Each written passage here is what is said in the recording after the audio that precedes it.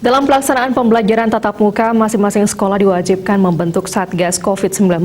Sebagai implementasi pengawasan protokol kesehatan, Satgas COVID di sekolah juga merupakan turunan Satgas COVID-19 di kabupaten, kecamatan, dan desa atau kelurahan.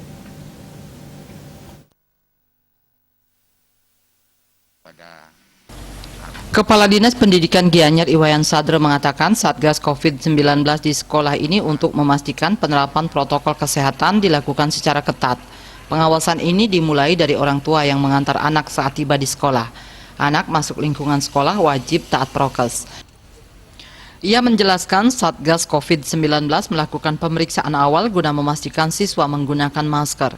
Jika tidak menggunakan masker atau masker rusak, Satgas wajib memberikan masker pengganti. Setelah pemeriksaan Satgas COVID melakukan pemeriksaan suhu siswa, selanjutnya mengarahkan siswa mencuci tangan di wastafel yang telah disediakan sekolah. Penerapan prokes ini menjadi perhatian utama dalam penerapan PTM. Masuk ke ruang kelas, Satgas COVID mengatur jarak antar siswa dalam proses belajar tatap muka.